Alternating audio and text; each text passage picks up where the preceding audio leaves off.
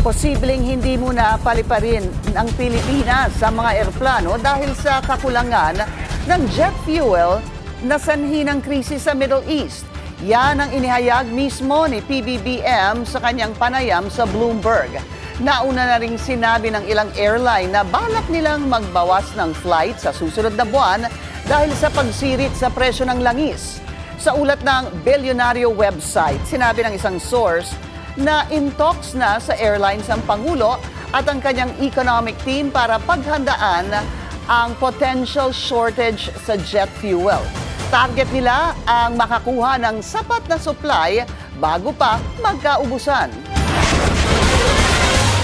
Sa harap ng potential flight disruptions, babawasan ng gobyerno ang airport fee simula April 1. Ayon sa Transportation Department, 200 pesos ang magiging discount sa terminal fee. Hanggang 5,000 pesos naman daw ang matitipid ng mga airline sa landing at take-off fees. Layon daw nito na maibsan ang tumataas na presyo ng jet fuel na umaabot na raw sa $200 per barrel dahil sa krisis sa Middle East. Inaasahang tatagal ng 3 buwan ang discounts. Alamin natin ang sitwasyon ngayon sa NAIA sa Agenda Report ni Hannah T. Live mula po dyan sa Terminal 3. Hannah, nabawasan na ba ang mga pasahero? Gayon din yung mga flights? Pinky, mula sa pananatili natin dito kaninang hapon, maayos naman ang sitwasyon dito sa NAIA Terminal 3 and we've yet to find out if the number of flights have been shortened kasunod nga ng pahayag ni Pangulong Bongbong Marcos na distinct possibility umano na mag-ground ang ilang flights mula Pilipinas dahil sa oil crisis. And sinubukan natin kumuha ng reaksyon mula sa kampo ng Cebu Pacific pero wala raw muna silang komento sa ngayon. Sa bahagi ng Department of Energy, inihayag ni Secretary Sharon Garin na nagkaroon na sila ng konsultasyon sa mga supplier hinggil dito. Our consultation is on their fuel, Mr. Chair. We have checked, we met last night at around 6 o'clock with Petron because they're the supplier, Cebu Pacific and PAL. They have a combination of suppliers, Petron, and also they import it on their own. As of yesterday, their inventory is around 38 days. 38 days, and they have confirmed. We asked them if they want us to help them procure additional fuel for the next month, meaning on May. They have already secured confirmation of their next order. I think it was South Korea, no?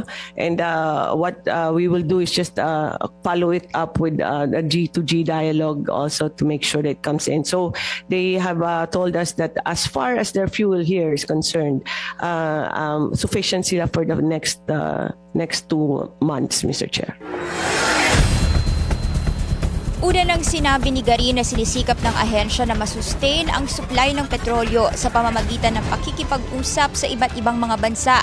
At anya kung usapang supply, mas issue umano o mas dapat pagtuunan ng pansin ang presyo. Binawasan naman ng Civil Aviation Authority ang aeronautical fees na epektibo sa April 1 para maibsan ang epekto ng tumataas na presyo ng petrolyo sa publiko.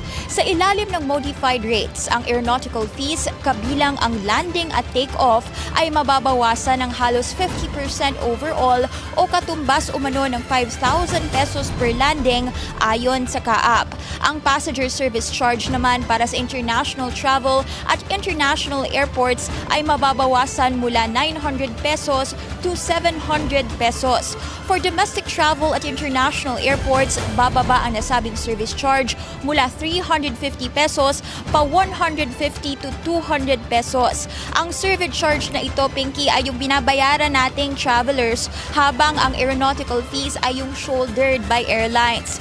Kinilala ng CAAP ang hamon sa ekonomiya ngayon ng bansa dulot ng Middle East crisis at gusto nilang siguruhing ang air travel ay accessible during these difficult times.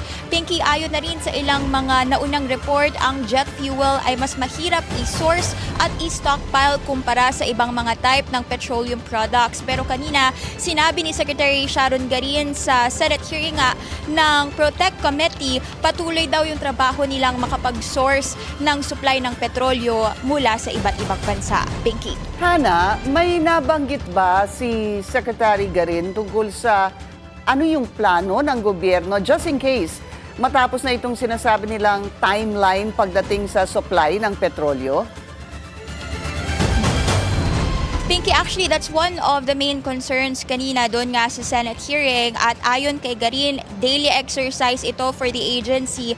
Now, they have to keep pushing at nung na-mention yung lack of supply, sinabi niya na supply basically is not the main issue dahil it's a matter of how much the government is willing to pay daw para sa supply na meron. At sinabi niya kanina na whether white or black market yan, but andyan nga yung supply, pero how much is the government willing to pay para nga roon? At sinabi niya na bilang paglilinaw, price is only the secondary problem at pagdating sa supply, wala tayong poproblemahin. Pinky. Hana, meron bang mga canceled flights? Nangyari na ba yan bago pa ang panayam ni Pangulong Bongbong Marcos kanina sa Bloomberg?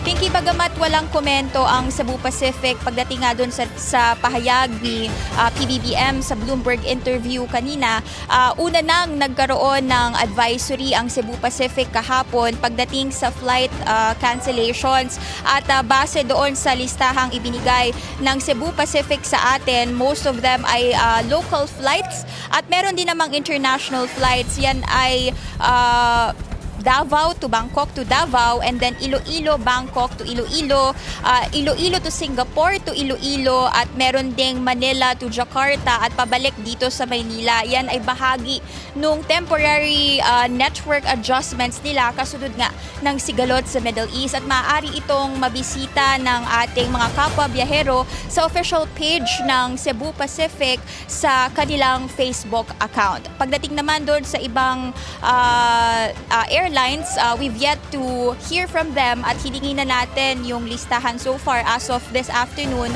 kung ano-ano ba yung kanilang flight cancellations. Balik sa'yo, Pinky. O, importante nga yung naging abiso mo, Hana, sa mga pasahero na i-check na rin talaga kung matutuloy ang kanilang mga flights para lang sigurado.